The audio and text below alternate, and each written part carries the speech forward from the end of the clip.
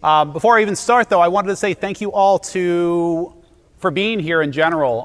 I told in the last session I was in, I've been doing this for 25 years, and since I was 15 years old, I'm 40 this year, which is unfortunate, but whatever.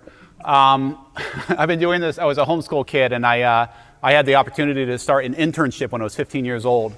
And I remember going to a conference and being enamored by the people, presenting things, right? It was a Microsoft conference, and it was the coolest thing in the world. And I remember saying, I'm going to do that one time in my career, and it's cool. 25 years later, I'm able to do the thing that I want to do as a kid, which is a sad dream, by the way.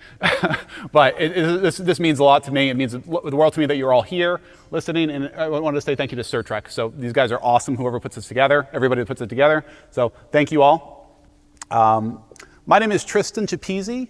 I work for a company called Cetera Financial Services, and I am a principal data architect, and I work on AI strategy as well.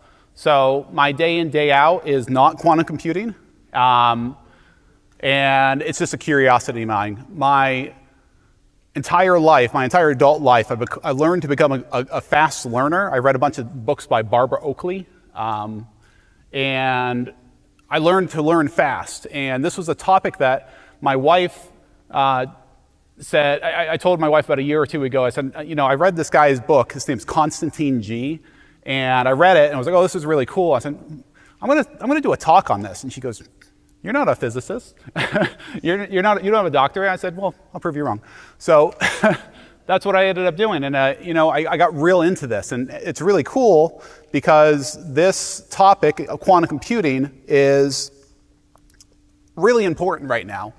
Imagine if you knew about AI a decent amount 5 years ago.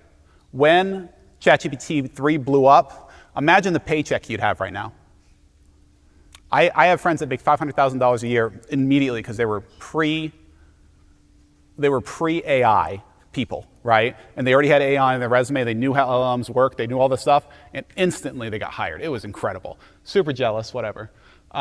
So I feel that quantum computing is very similar. We're almost at that ChatGPT moment, they keep calling it. And I hate to use buzzwords and all that, but we're pretty close to it. Just last week, they gave out a 1 Bitcoin award for breaking 15-bit encryption using a real quantum computer. So 15 is much farther away, or 256 is much further away than 15. However, it means that Shor's algorithm, which is the algorithm that's used to crack encryption, works, and it's coming, and it's going to come very fast. I believe that by 2030 is the projections that we most likely will have quantum computers that can break encryption. I'm going to put my tinfoil hat on. Everything we do every day right now is probably not quantum computer encrypted or safe. Therefore, everything you do on the internet right now is probably being stored somewhere and is going to be crackable. So just keep that in mind. So there's a thing called Q Day if you want to scare yourself. We're going to wake up one day and it happens. So thankfully, we have very smart people in our industry, and we are protecting against it. And I'll show you that at the end of how we're doing that. We have new encryption protocols. I say we. It's really a lot of smart people. And we're protecting against it. So it's not too much to worry about. We'll probably be fine. Our economy won't collapse, but there's going to be a lot of data that's going to be unencrypted. It's going to be kind of scary. So a little bit about this talk. This talk was originally a 4-hour workshop.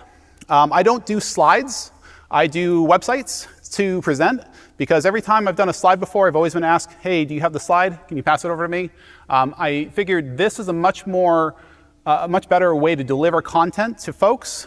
You can just go to unlockingquantumcomputing.com. You can even do it on the phone while we're here, if you'd like. Kind of follow along and click on things. Everything in here is interactive and clicky. There's two parts to this website. There is the actual modules where you can go through and click through. There's coding examples in Google Colab, and then there's a present mode, which is what we're going to talk about today. And if we have some time, we're going to go into some code and kind of break out of that present mode. So I'm going to try my best to kind of burn through some of the present so we can get into the actual code, which is Qiskit, which is the simulated quantum computing language. So Before I start, anybody have any questions? Is everybody super scared about what I just said? I am. All right, so quantum computing is based on this thing called, was based on a theory called the double slit experiment. I'm sure some of you have heard of it, not everybody, but a lot of folks have because they watch YouTube at the middle of the night, they can't sleep, and they watch science videos like me at 2 o'clock in the morning. So what they had realized is if I have a slit, I'm going to do single here. If I send a photon through a slit and I'm watching it, it does what I think it's supposed to do. That photon is going to go through that slit and hit the wall at the same in a pattern that I expect, right? If I do that with 2, it does the same thing. I see an interference pattern. I'll speed this up for a second. And by the way, I have to talk about a little of this before we go into the quantum computing side of it, because this is the basis of it, and it's so weird, and it's so counterintuitive to what we know, which is deterministic on and off, right? So if you are watching photons go through 2 slits and you're watching it, you see a pattern like this. What's weird is the second I stop observing it, something weird happens. It starts creating what's called an interference pattern. And the particles that hit the wall are weird when I'm not watching it. There's a whole debate on what watching and observing is, but it's probably something to interact with the photon or the particle that's flying through. It's still being debated. If you read Sean Carroll's books and everything, you'll get some more detail around that. But in general, if you look here, it's actually making a interference pattern. So that means that the theory behind it is that this particle that's going through when I'm not watching it is actually in multiple states at the same time. And you can't tell until you observe it. So it's called the observer effect. So once I observe a particle going through, it has to collapse. But when I see it, when there's a particle floating around and I turn my back, it's in both states at one time. So it's on and off at the same time until I review it. And then it collapses into a single state because that's our reality here. So super weird. It doesn't make any sense. It doesn't make any sense to our brains that work in a 3D world. Anybody have any questions on that real quick? Go ahead. Question I've had forever, never asked anybody, so I'm sorry. When we say when we don't observe it, how do we know if we're not observing it? They basically turn off the cameras. And the theory is, there's debates of is it a conscious person observing it, or is it a conscious person in the future observing it? Can it look in the background? Who knows? But it really is, it most likely is something interacting with the particle as it goes through. So light. We're just considering the camera as not. Correct. Yep. And they've done a lot of experiments of like, where do I put the camera and all this kind of stuff, and it always pans out to be this way. And this whole theory on quantum physics is based on this one thing. And there's obviously more proofs past this, but it's kind of all based on this. So expectation versus reality, right? So the reason I showed this is so you can kind of see it's mostly in these 3 slits, right? And it's not always, though, because what they believe is they're both going through that slit, and it's interfering with itself as a wave, and everything, they say everything's a wave. So as it goes through, it's kind of bouncing off each other, and it's creating an interference pattern. So that is the general basis of what quantum computing is. Again, it makes no sense. So this is what superposition is.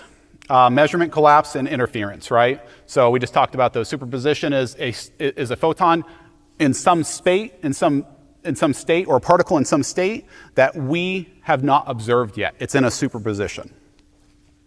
Measurement collapse means that if I have this thing floating around and not looking, and then I look at it, it collapses into my reality. But the thing is, it could be in multiple realities at the same time. If you read Sean Carroll's books, I can't remember.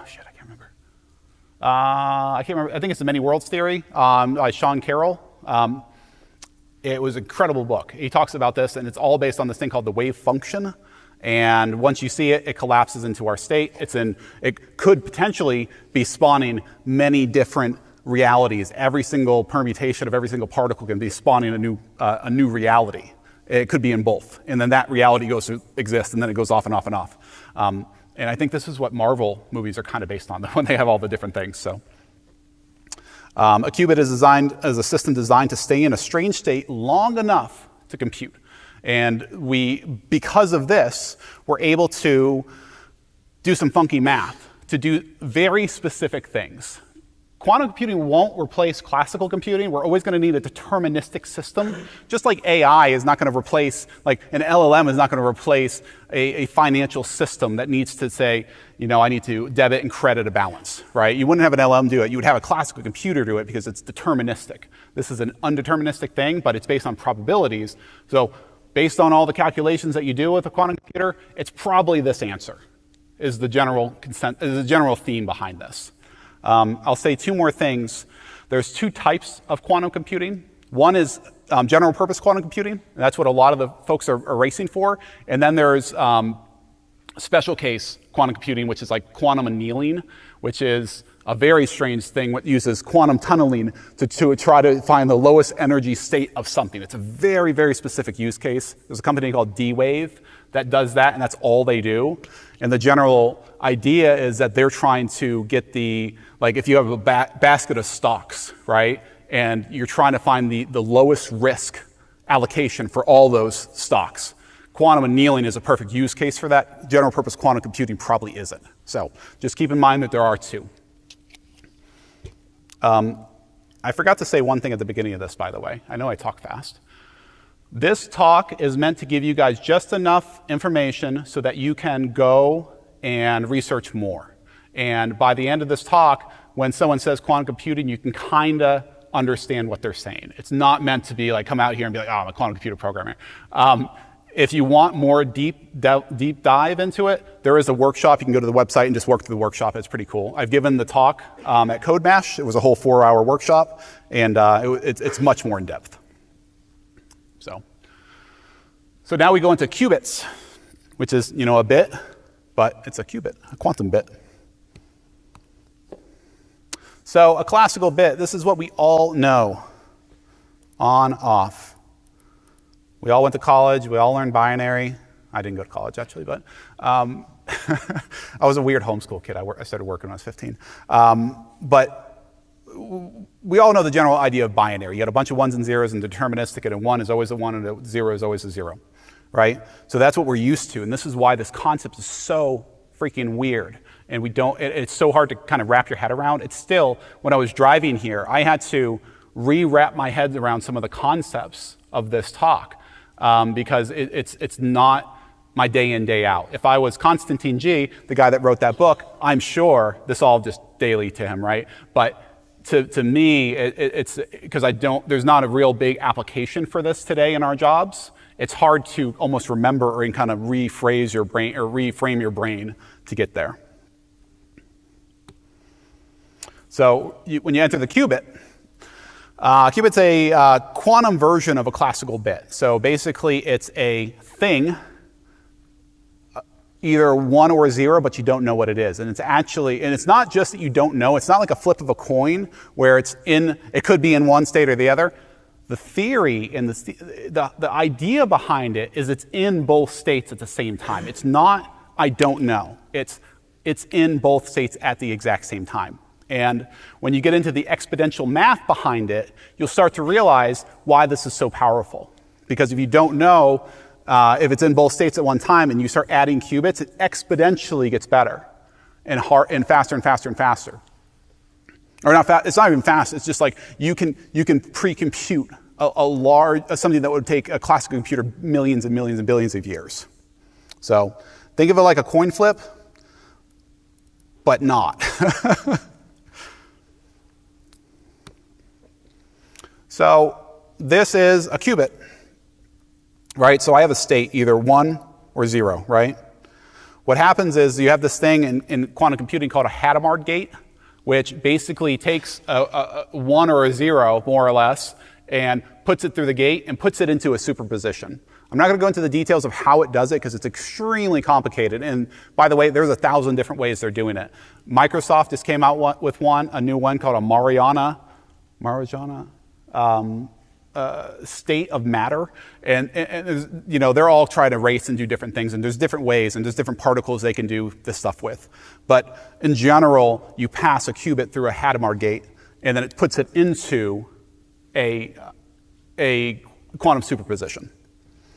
So in this case, right now, this little devil horn here is the symbol for quantum superposition. So in this case, it's both. If I measure it, if I look at it, it's a 1. Why was it a 1? Because it was random. So let's do it again. It was a 0. If you do this enough times, in reality, all the measurements they've done, I've got bad luck today, Jesus. It should be 50-50, but this is this is really just JavaScript.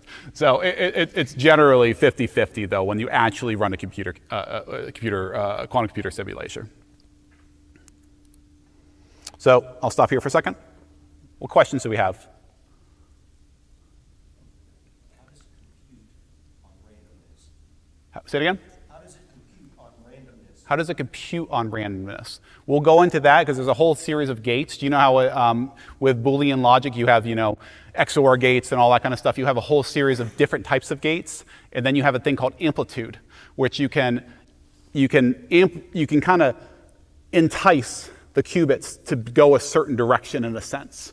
So it's extremely complicated, and I still struggle to understand it a lot of the times. I have to retrain myself. It's like, oh yeah, that was how that works. That's how it works. And I look away, and I come back, and it's like, oh yeah, I got to retrain myself. So it's extremely complicated, but it's all gate-based, and I'll show you that in just a minute. There's only, right now, I suspect with AI and the exponentials of AI growing, we'll come up with more use cases. But right now, today, there's only so many use cases for quantum computing. There's Shor's algorithm, which is how to crack encryption. There's Grover's algorithm, which is a algorithm to do searches across large unsorted data sets. And I have a demo for that as well.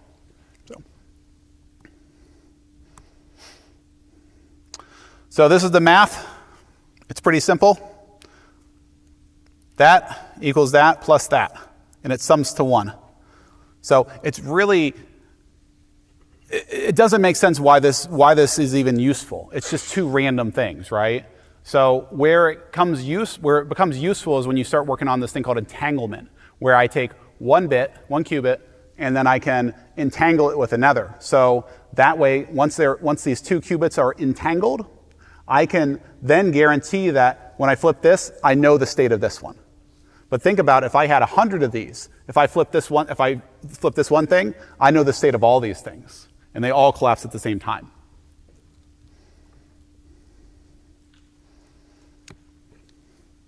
So the core idea of doing superposition is the ability for a quantum system to exist in multiple states at the same time until it's measured. So we kind of talked about that. But when you think about a qubit or a superposition, it's actually in both states at the same time. It's not just a coin flip. It's not random. I'm not sure if you all know this, but one big problem with security and encryption and everything is true randomness from a computer. Computers aren't random. When you use a rand function, it's not random. It's an algorithm that tries to be random, right, based on time and all this kind of stuff. And super smart hackers have figured out how to kind of figure out the algorithm of the randomness so that then they can then say, well, that's what the key would have been based off of, blah, blah, blah. So quantum computing kind of helps solve some of that because it is truly random. That was one of the first applications for it. So it's a spinning coin. It's in both states at one time. I observe it, and it collapses. So if I spin it again, I probably won't do it because it's a demo right now. It should be 50-50. I'm sorry, guys. But generally, the point is, I have a qubit, I observe it, it's in both, or before I observe it, it's in both states, and because of that, that's where the power is. It's because it's in both states and I can entangle it, but once I observe it, it collapses into something I can see. You can kind of see it, think of it as like the fourth, I like to think about it as like the fourth dimension.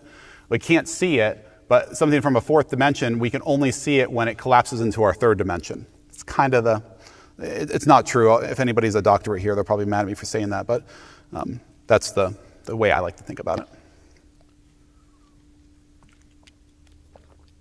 So this is how it's typically visualized. It's a Bloch sphere. I can never say that right, Bloch sphere.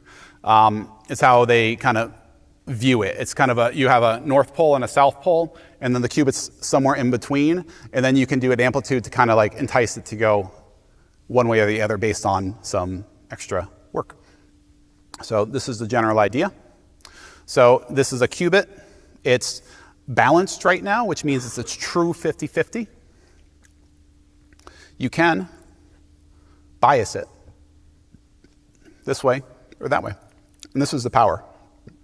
Being able to bias these things based on the algorithms, you can collapse into certain states.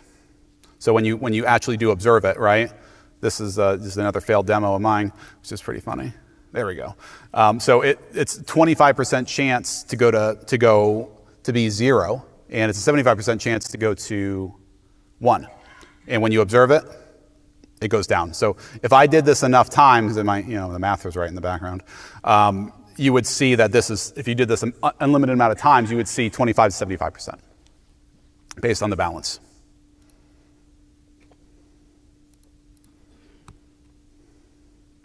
This is called a Hadamard gate.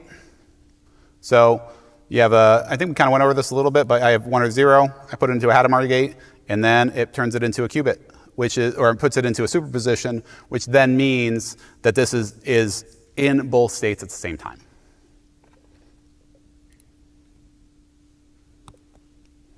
Why does it matter? Parallel exploration. With n qubits in a superposition, you represent 2 to the nth states at once. So 10 qubits equals 1,024 states. With 10 classical bits, you have 10 states, or you have 20 states, right? On, off, on, off, on, off, on, off. Actually, no, you have a little bit more, but with qubits, it exponentially gets bigger. So if you have 10, but now I have 50, right? I have a quadrillion states I can manage. What they're going for when they're building these systems is millions, right? Once they get to the million qubit realm, this stuff is going to be pretty crazy. They're going to be able to do some amazing things because they're going to be able to predict how particles would react on a very small basis. There's some examples at the end that show like why some applications for this, but material sciences. I'm not sure if anybody knows about battery stuff, but battery technology is extremely complicated because they don't know what the perfect combination of stuff is in a battery. This quantum computing is going to really help because then they're going to be able to find the most ideal, most efficient bit of stuff in a battery to then they could be most efficient and it can hold a charge longer, it can decay slower, things like that. Interference. Amplitudes add and cancel, and they amplify correct answers. So this is really part of the power, and this hopefully will start making a teeny bit more sense. Superposition isn't alone isn't enough. You can't read all 2 to the nth power values. The art of quantum computing is designing algorithms that can pull out the right ones. So you have these things called oracles that can kind of entice things and know the correct answer it's going for. Especially for Grover's algorithm. So what is entanglement? Entanglement is a quantum phenomenon where 2 or more qubits become correlated in such a way that the state of one instantly affects the other. So basically, I can have a qubit that's entangled. I got a qubit here, I got a qubit over here, and I can send that to across the universe. And if I view this one, I know that is a certain state based on the entangled bit. Imagine if you have a bunch of them though, right? So I have multiple entangled qubits. I can then review it here and then see it over there. This is a thing called quantum teleportation that they're playing with that kind of goes into. But entanglement is one of the main reasons that quantum computing works. If entanglement didn't exist, it would be pointless. If amplitude didn't exist, it would be pointless because it would just be some random thing that you just don't know. The only thing it would be useful for would be randomness.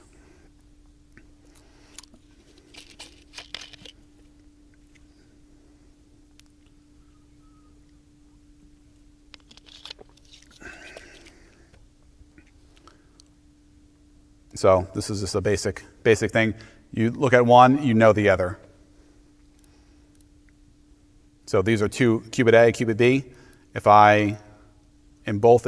these are entangled and they're both in qubit states, once I review one, I can guarantee that the other one is, or I can have flip bits and things like that. I can have somewhat like Boolean logic on these things.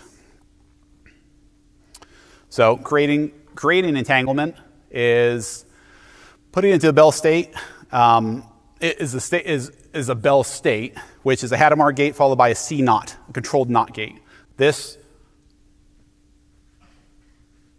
gate math, this sending the qubits to certain gates puts the qubits in certain states, and how it does it on the very small level it depends on the machine really. But they've created these basic logics. If you think about classical computing, right? You always have Boolean logic. It's either on or off, and you have C NOT gates and or gates and all that. That applies to however you do it in the background. It doesn't matter, but the same thing applies for here. You have these gates. They're regardless of how it's done, the gates exist.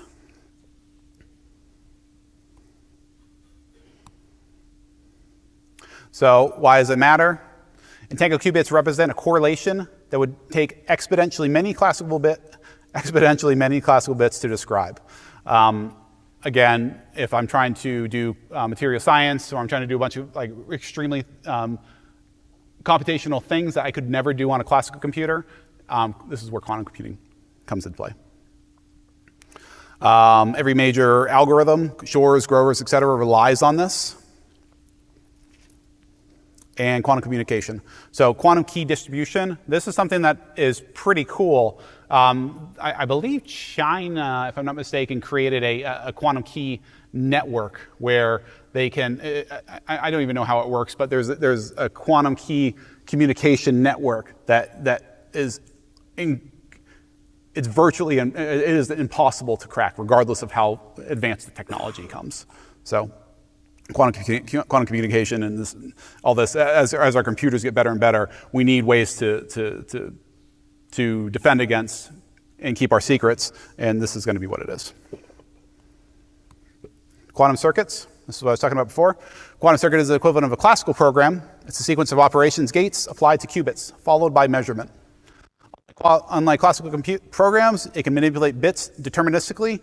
Quantum circuits manipulate probability amplitudes to produce probabilistic outputs. So when it goes through a gate, it's not like saying you're 1 or 0. It can. There are flip bits, right? But a lot of it is the reason there's so many different gates is because it can change the amplitude based on things. So the circuit anatomy is you have a wire, which is a qubit. You have a gate, and then I have a measurement. So that is the anatomy of one. Now let's see if I can make this a little bit smaller. Zoom out. Yeah. I don't know how you can see it, sorry.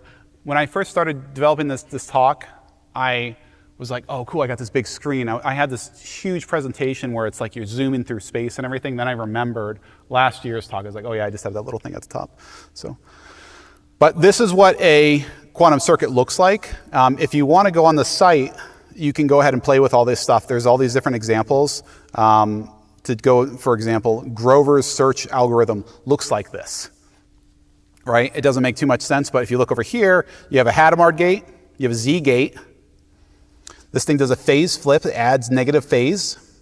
You have an H gate again, you send it back through an H gate, and then you send it through an X gate, which is a quantum NOT gate, C NOT gate, and then you end up with the thing you're looking for. I'm not going to go through the details of it. The workshop, if you're really concerned, if you're really curious about it, go into it, and then there's also code that you can use to kind of dive into it. But unfortunately, we have 45 minutes, and I don't have enough time to explain everything. But this is generally how these gates look. And by the way, these are fully interactive. So if you want to go and play with it, you can, and they all work. So that's actually what's happening when the quantum algorithms are running.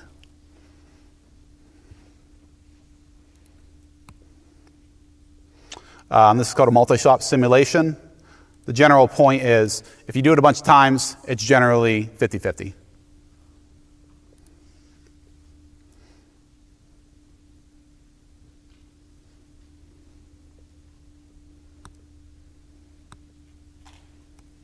So the simulation workflow is you define the qubits using Qiskit. You convert the circuit to an executable form from the background. You run it, and you count the outcome. So basically, that's what that many shot is. Now we're going to go into a thing called, I'm going to pause for a second actually. Does anybody have any questions before we go? I know I'm going fast, but I know we have limited time, and I want to show you all some code. It's very confusing. None of this is going to make sense. You're going to walk out of here and saying, I didn't learn anything from this talk. But hopefully, you come out of this talk and say, oh yeah, quantum computing is probably going to be important soon, and I might want to do some research, and I might want to be like 5% in front of everybody else when it does become big, so I can get a job work for $500,000 a year. Go ahead. So why is the physics necessary? We can create a system using classical computing that defines the same algorithms. Why does it not, like, is it just the size? Because we could definitely do all of these things just by using pseudo-random generators and boxes of connected nodes, right? So the question is why, right, if we can already do a lot of this through classical computing? And that's a really good point. One of the projects I'm working on as a side project out of pure curiosity, because I like stocks and I like optimization, is I'm using quantum annealing to try to find the most efficient or lowest risk combination of stocks on a portfolio of 100, right? You can do that pretty easily with a classical computer. It might need a couple CPUs, DPUs, and all that to do all the calculations. It's pretty easy. What if you want to do it for 100,000? It exponentially gets harder, and it's almost impossible if you do. I'm not sure if anybody's seen that. There's a guy named, or there's a YouTube channel called 3 Brown, 1 Blue, the best YouTube channel you can ever go to. He talks about encryption, and he gives this really fun example of like how impossible it is to crack an encryption key, right? There's so many permutations. If you had every computer running for exponential amount of time, like every computer in the world running, and you copy that thing 1 trillion times, and then you copy that 1 trillion times, and you do all this stuff, you still couldn't crack it, right? There's so many different permutations. I'll give you a fun fact. I learned this recently, and it doesn't make sense. Do you know that a deck of cards has never been in the same order? In the history of cards, has never been in the same order. It's impossible. It's 1 to the power of 52. The order of those cards have never been in the same order, ever, between any card game that's ever been played, except the original deck, or if you shuffled kind of, pretty poorly. But a truly random deck of cards is never the same. So these problems are so exponential that classical computers can do a certain point, but when it comes to material sciences, when it comes to these really, really, really hard problems, you get into the problem where it's like, it's just not enough. Where you need these things, where you need to, and then the other thing I think I mentioned a little bit, but it's exponentially faster. So if I have 1 qubit, okay, 2, 3, 4, 5, I get 100, it's pretty damn good. I add 101, it's it's an exponential, right? So I add 1,000,000. You can calculate things you couldn't even imagine. You could calculate the position of every particle in the entire universe with, I think it was like 2 or 3 million qubits. And you had 4 million. So it's those kind of things. And companies like Microsoft are coming up with these really cool chips that are almost like they can jam as many as they want in there. So it's going to get really weird soon.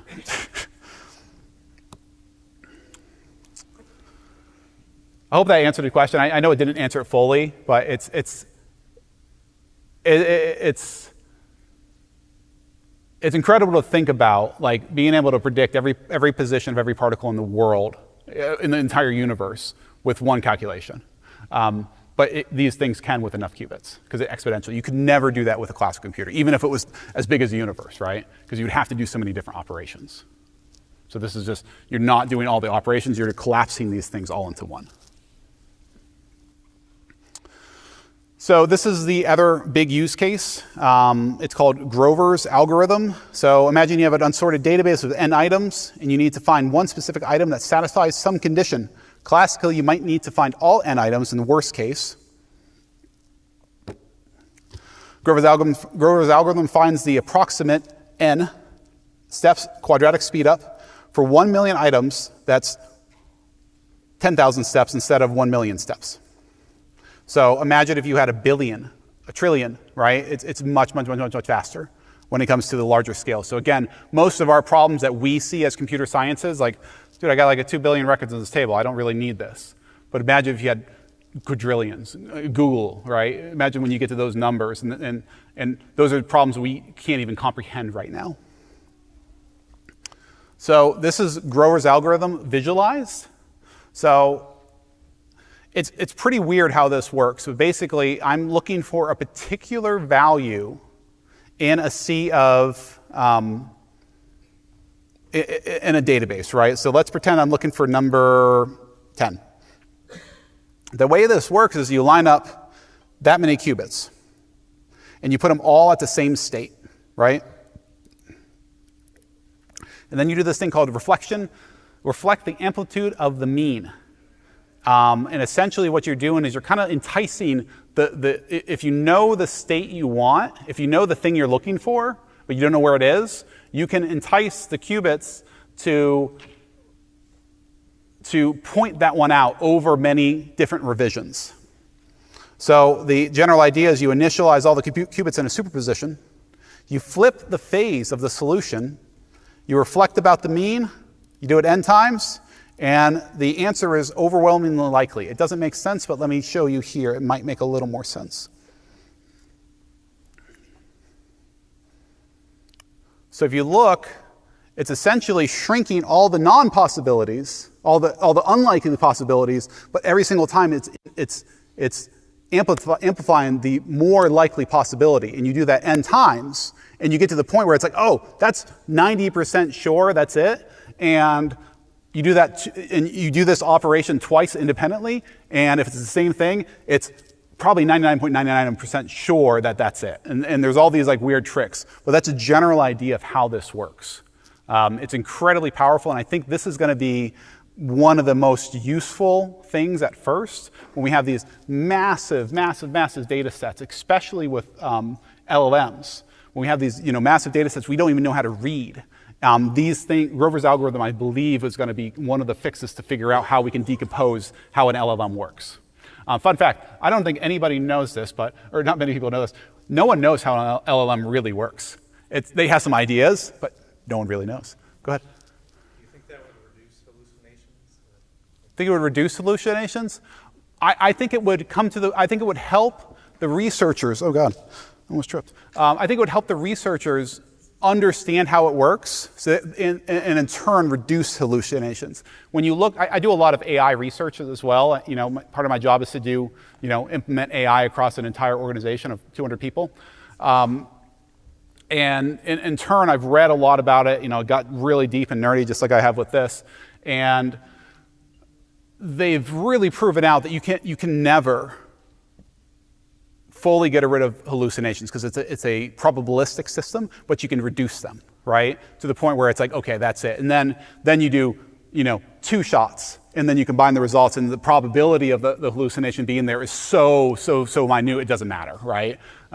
So that's one of the cool tricks with LLMs is, doing many times. But anyways, yes, I think it will. I think quantum computing, one of the things, so on my website, tristanchiappisi.com, I write some long form things because I'm a complete nerd and I stay up late because I can't sleep that often.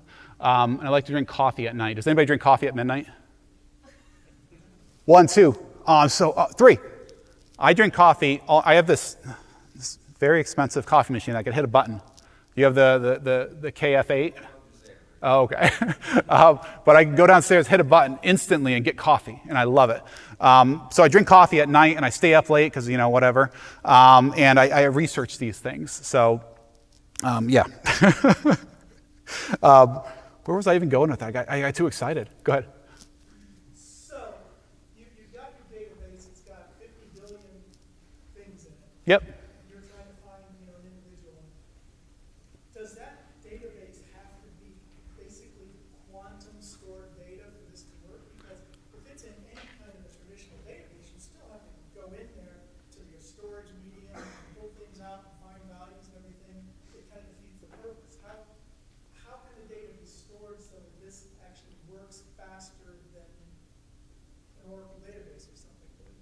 Well, first off, Oracle databases are really slow, so it's always going to be faster. I